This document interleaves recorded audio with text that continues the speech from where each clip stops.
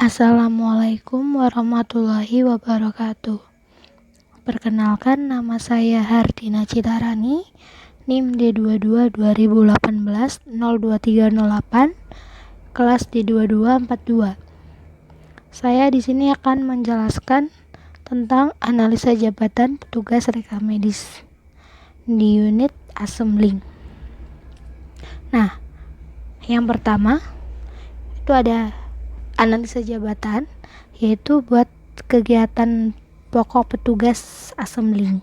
Nah, di sini ada kegiatan pokoknya, yaitu yang pertama, merakit dokumen rekam medis rawat inap. Nah, terus di sini ada kuantitas kerja persatuan waktu tertentu. Saya menggunakan 10 pasien per hari. Jadi, petugas assembling yang merakit dokumen rekam medis rawat inap itu merakit dokumen 10 pasien per harinya. Nah, sebelahnya lagi ada kuantitas per tahunan. Ini penghitungannya yaitu 10 pasien per hari ini dikali dengan 214 hari masa kerja. Nah, terus ada rata-rata waktu atau kegiatan per menitnya. Ini di pemisalan saya menggunakan 5 menit. Jadi merakit dokumen rekam medis rawat inap untuk 10 pasien per hari, dan satu pasiennya itu adalah merakit dengan waktu 5 menit. Terus yang kedua, ada menjaga kerapian DRM.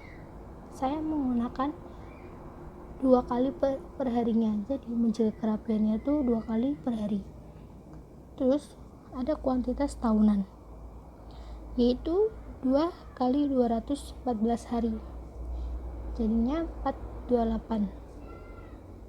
Terus ada rata-rata waktu atau kegiatan per menitnya. Saya menggunakan 1 menit karena menjaga kerapian gak terlalu lama, tidak membutuhkan waktu yang lama. Terus ada menerima DRM. Saya menggunakan 10 pasien per hari. Jadi satu petugas assembly menerima DRM 10 pasien per harinya. Nah, dengan catatan kuantitas per tahunannya 10 pasien dikali 214 hari, jadinya 2140. Nah, rata-rata waktunya itu 1 menit untuk petugas menerima DRM-nya. Terus ada menerima sensus harian dari unit lain. Saya menggunakan kuantitas kerjanya itu 5 kali per hari dengan kuantitas tahunan 5 kali dikali 214 hari, jadinya 1070 jam per tahun, hari per tahun. Terus waktunya saya menggunakan 1 menit. Setelah itu ada menyerahkan sensus harian ke unit pelaporan. Saya menggunakan kuantitas kerjanya 10 pasien per hari dengan kuantitas kerjanya 2140, dan satuan waktunya saya menggunakan 1 menit. Yang terakhir, menyerahkan DRM lengkap ke unit coding dengan kuantitas kerja persatuan waktu tertentunya 10 pasien per hari. Nah, dengan kuantitas tahunannya 2140 dan rata-rata waktu 1 menit. Selanjutnya saya akan menjelaskan tentang WKT. Nah, di sini ada beberapa faktor yang mungkin menghambat kerja seseorang di berbagai tempat. Nah, di sini ada faktor yang pertama, yaitu hari kerja efektifnya 5 hari per minggu. Di sini ada 260 staf URM. Dengan cara penghitungan yaitu ada 52 karyawan, terus dikali dengan 5 hari per minggunya. Jadi ada 260 staf URM dengan keterangannya hari per tahunnya. Terus ada faktor diklat. Di sini dimisalkan dengan staf URM-nya 6. Keterangannya hari per tahun. Cuti tahunannya kita menggunakan 12 hari per tahun. Absen ketidakhadirannya kita menggunakan 8 hari per tahun. Terus ada libur nasional menggunakan 19 hari per tahun. Setelah itu ada waktu kerja dengan 6 jam per hari. Waktu kerjanya 6 jam per hari. Terus ada waktu kerja efektif dengan cara penghitungan waktu kerja dikali dengan 75% waktu kerja efektif, jadinya 4,5 jam per harinya. Terus ada hari kerja tersedia, itu dengan cara hari kerja efektif dimin, kemudian ada diklat, ditambah cuti tahunan, ditambah absen ketidakhadiran, ditambah libur nasional. Nanti hasil ini dikurangin sama hari kerja efektif, atau hari kerja efektif dikurangi dengan hasil diklat cuti tahunan, absen ketidakhadiran, libur nasional. Hasilnya 215. Terus ada jam kerja tersedia, itu hari kerja tersedia dikali dengan waktu kerja efektif, jadi 215 dikali 4,5, jadinya 968 jam per tahun. Kemudian saya akan menjelaskan dengan SPK. Nah, di sini ada kegiatan pokok, rata-rata waktu per menit, rata-rata waktu per jam, PKT, jam atau per tahun, standar kerja beban. Nah, yang pertama itu adalah merakit dokumen rekam medis rawat inap.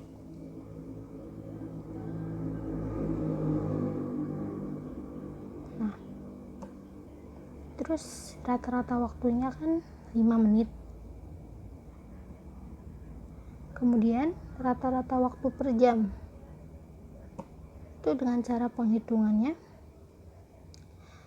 rata-rata waktu per menitnya dibagi 60 detik, jadi 5 dibagi 60, hasilnya 0,083. Terus WKT nya atau jam per tahunnya itu menggunakan 968, itu dari WKT hasil jam kerja tersedia 968 jam per tahun. Nah, terus ada standar beban kerja, itu dengan cara penghitungan WKT jam per tahun dibagi dengan rata-rata waktu per jam, jadi 968 dibagi 0,083, hasilnya 11.616. Terus dihilangin jadinya 11616. Terus ada yang kedua, menjaga kerapian DRM dengan waktu satuan waktunya 1 menit, kemudian rata-rata jamnya 0,017, yaitu 1 dibagi 60, kemudian WKT nya 968, standar beban kerjanya 658,080, yaitu 968 dibagi 0,017.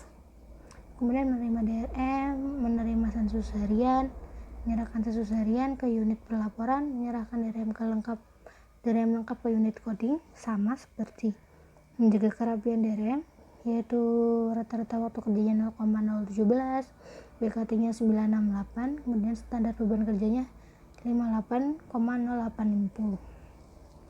Setelah itu saya akan menjelaskan tentang SK. Nah, standar kelonggaran itu kita akan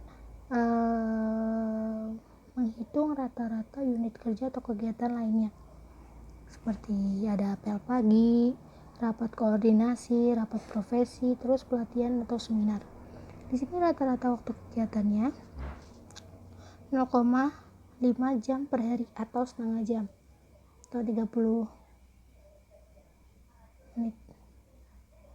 Nah, terus di sini ada total waktu dilakukan dalam 1 tahunan. Nah, di sini kita kan menggunakannya bulan. Jadi 0,5 jam per hari dikali 12 bulan jadinya 6. Kemudian ada WKT nya 968. Nah, standar kelonggarannya itu hasil dari total waktu dilakukan dalam 1 tahun dibagi WKT. Jadi standar kelonggaran itu 6 dibagi 968 jadinya 0,006. Untuk rapat koordinasi saya menggunakan rata-rata waktu atau kegiatannya 1 jam per harinya. Jadi kalau dilakukan per tahunnya itu 1 kali 12 bulan itu 12, kemudian WKT nya 968. Setelah itu ada standar kelonggaran itu 12 dibagi 968 jadinya 0,012. Kemudian ada rapat profesi menggunakan 20 jam 8 jam per bulan dengan total waktu dilakukan dalam 1 tahun itu 2 kali 8 kali 12 bulan jadinya 96 dengan WKT 968. Standar kelonggarannya itu 96 dibagi 968 jadinya 0,99. Setelah itu ada pelatihan atau seminar. Saya menggunakan rata-rata waktu kegiatan 2 jam per hari. Setelah itu ada total waktu dilakukannya dalam 1 tahun itu 2 kali 12 bulan yaitu 24 bulan pada tahunnya. Setelah itu ada WKT nya yaitu 968. Standar kelonggarannya itu 24 bagi 968 yaitu 0,025 dengan jumlah standar kelonggaran yaitu 0,031. Setelah itu ada KG plus akhir. Nah, kebutuhan sementara dan kebutuhan air.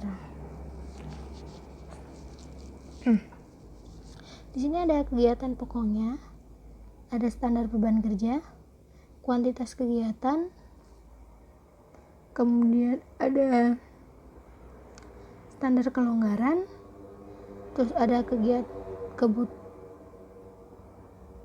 sementara atau kegiatan, terus ada per kuantitas atau SBK, kebutuhan tenaga akhir. Nah, yang pertama itu merakit dokumen rekam medis rawat inap. Di sini standar beban kerjanya 11.616 itu dari SPK. Gini, dari standar beban kerja ini kita pindah ke sini. Nah, kita pindah ke standar beban kerja semuanya. Setelah itu ada kuantitas kegiatan. Itu kita ambil juga dari analisa jabatan di kuantitas tahunan. Tahu sama aja kuantitas kegiatan. Yang pertama merakit dokumen rekam medis rawat inap dengan standar beban kerja 11.616 dengan kuantitas kegiatannya 2.140 dengan standar kelonggarannya dengan jumlah semua sistem kelonggaran, standar kelonggaran itu 0,031. Ini dari hasil semuanya kegiatan pokok. Nah, setelah itu ada kegiatan sementara atau kebutuhan sementara. Dengan cara perhitungan kuantitas kegiatan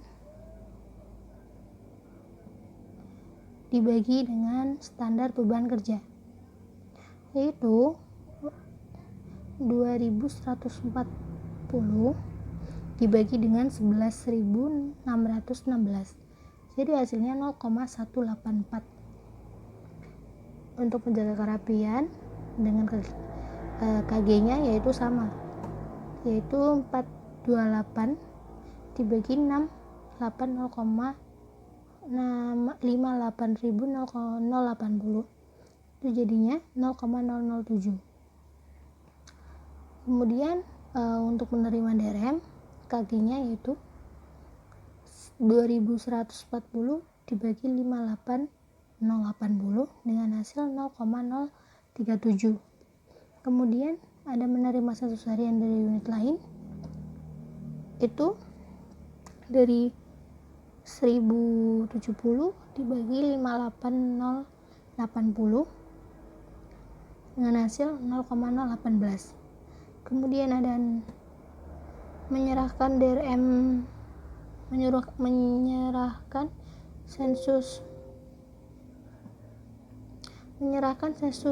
harian ke unit pelaporan, itu 2140 dibagi 58080 dengan hasil 0,037. Kemudian menyerahkan DRM lengkap ke unit coding, itu menggunakan 2140 dibagi 58080 dengan hasil 0,037. Kemudian ada kebutuhan tenaga akhirnya, beban kerjanya. Jadi beban kerja sama dengan jumlah dari KG ditambah dengan jumlah SK. Untuk jumlah KG itu jumlah KG untuk jumlah KG itu 0,221. Kemudian untuk jumlah SK-nya 0,031. Jadi 0,221 ditambah 0,031 jadinya 0,252. Kemudian yang terakhir yaitu ada kesimpulannya, yaitu beban kerja petugas assembling di puskesmas ataupun rumah sakit tergolong kurang atau underload karena hasil analisa beban kerja yang saya kerjakan yaitu kurang dari 1 atau 0,52 dari 1 petugas. Nah, sekian presentasi dari saya. Mohon maaf apabila ada kesalahan dan apabila ada kekurangan, saya mohon maaf. Wabillahi taufiq wal hidayah. Wassalamualaikum warahmatullahi wabarakatuh.